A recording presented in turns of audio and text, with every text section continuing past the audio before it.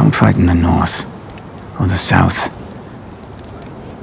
Fight every battle, everywhere, always, in your mind.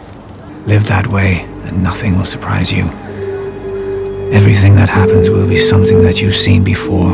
Petyr Baelish is perhaps one of the most cunning, hypocritical, and of course politically astute characters in the Game of Thrones TV series. Almost every move he makes gets him one step closer to his goals more effectively than any other character. Although most of what he does involves using tricks and manipulation and should not be prompted or looked up unfavorably, his overall strategic maneuvers and approach toward power are at least educational.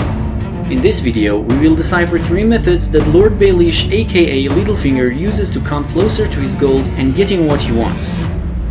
Interestingly enough, none of the items that we are going to explain revolve around any unscrupulous or unethical schemes and can be used out of the context of Littlefinger's treacherous acts.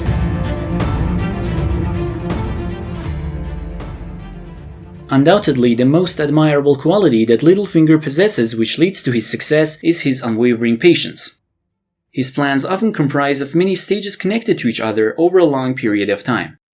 Littlefinger never allows his impulse or momentary desires to affect him or rush him into an unwanted or dire situation. He was in love with Catelyn Stark for many years, but waited more than 2 decades to make any real moves by getting rid of Ned Stark. The factor that enables him to be patient is the fact that he does not follow any code of ethics. In other words, he doesn't consider any concept so vital that requires any immediate intervention. He has no great family name, pride or honor to get defensive about.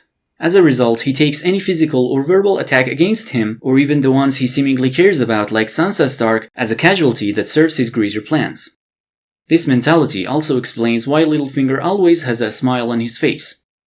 Waiting allows for a better evaluation of the situation, and the truth is in life opportunities come and go, and it's more about finding the right place and time to make your move.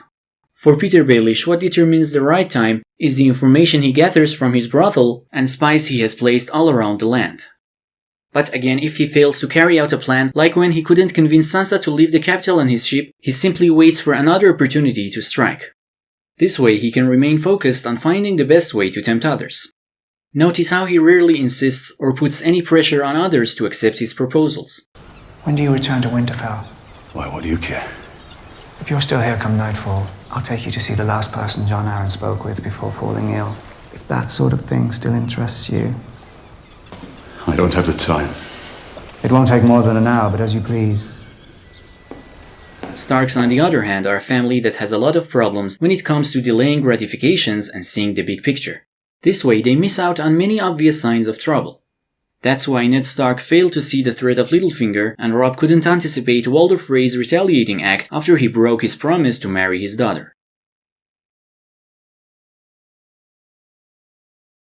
In an attempt to impress Sansa, Lord Baelish revealed one of the main premises of his philosophy toward power.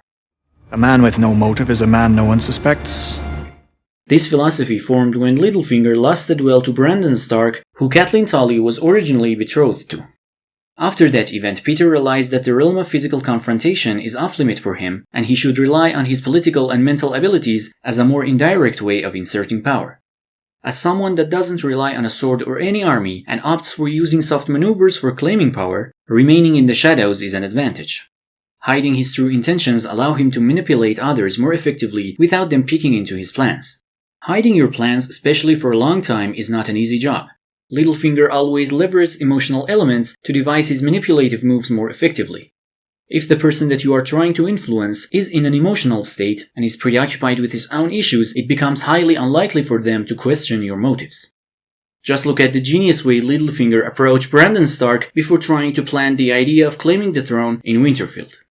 He brought him the dagger that was used to murder him. The last man who wielded it meant to cut your throat, but your mother fought him off.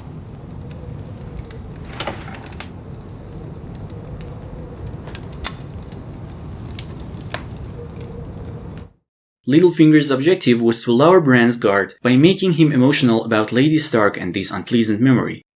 Of course, it was a miscalculation from his side, as he could not see Bran's supernatural abilities as the three-eyed raven. Chaos is a ladder.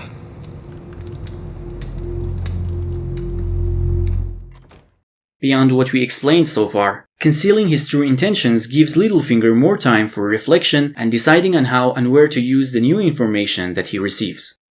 Others' expectations from you shapes by what they perceive about you. And while having a reputation for being rich, honorable, or smart can help your status as an influential individual, it can also put a lot of pressure on you for acting in a precise manner, which can limit your options and negatively affect your divergent thinking. However, you should know that for Lord Baelish, hiding his plans had some drawbacks as well.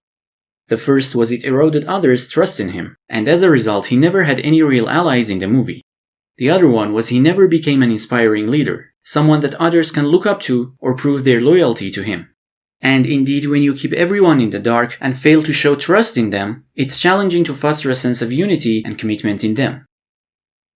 Now let's move on to the last point about Petyr Baelish's secret in playing the Game of Thrones. For an opportunistic and anarchist like Littlefinger, chaos and tension are the best chances for climbing the ladder of power. But there is always the risk of getting caught and facing dire consequences of exposure. However, when it comes to any real risks, Littlefinger relies on accomplices to do the job, like in the murder of Joffrey or Jon Arryn. He usually teams up with people that have different motives than him, but end up helping him in the process. The motives of his accomplices often seem much stronger, and as a result no one ever suspects his involvement. And this way, it becomes very hard for anyone to track him down or to really blame him for his deeds. For instance, in the event of Joffrey's murder, many other characters, like every member of Tyrell family, Oberyn Martell, and even Tyrion Lannister, appeared to have more reasons to benefit from Joffrey's death or hate him than Littlefinger. So when he says that chaos is a ladder, he really has mastered the ways of evolving in the chaos. He even goes as far as letting others take credit for his work. In fact, he encourages this. Because when others feel agency, and they think they have accomplished something with Littlefinger by their side, they'll be more willing to listen to his advice in the future, which in a cycle leads to them doing what Littlefinger wants. These three methods can be considered as a great single-use strategies. But if you use them the way that Littlefinger did, in the long run they cannot lead to success. Watch our video on how Tyrion Lannister uses more ethical and perhaps even more effective ways to obtain power.